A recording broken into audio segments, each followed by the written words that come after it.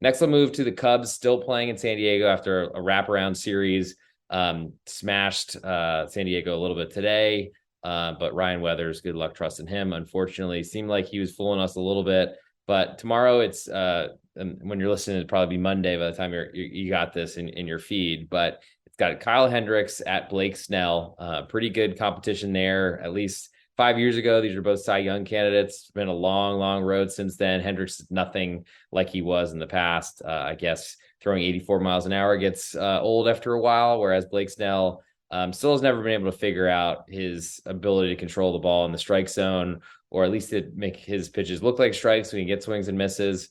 Snell, a pretty big favorite here, minus 169. Nice favorite at home. Over-unders 8.5, and a little bit more juice to the over. Hendricks is just not a guy I can trust. I think he built his career on soft contact or just fooling hitters. The Padres are built for home runs, so when he makes mistakes, they're likely going a long way. Yes, it is in a San Diego ballpark, which is unlikely to give up as many home runs as other places, but they're starting a little bit earlier than normal as it's getaway day for this Monday, last day of the Monday series. And I don't know. I mean, the Cubs bullpen has been disastrous. I don't trust them. San Diego has Josh Hader, one of the best closers in the game, if not the best. Certainly some questions getting to him, though there's other good arms in that bullpen as well.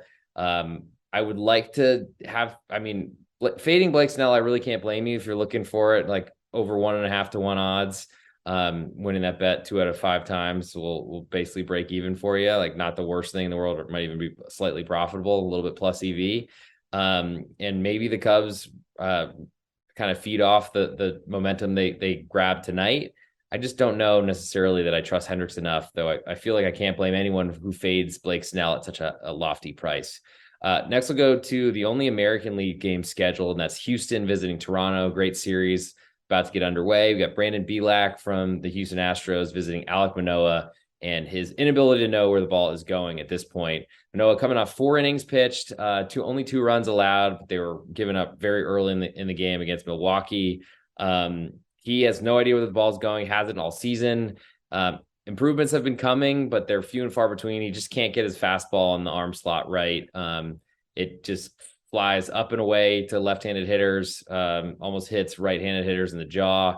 And he's really had to rely on throwing breaking stuff for strikes, which is a really tough thing to do. And if you know that's coming, those are the easiest pitches to hit really hard. So Houston, they haven't had a really great start to the year. It's been pretty disappointing, to say the least. Certainly some World Series hangover. And that's caused some problems, but Bielak's been solid.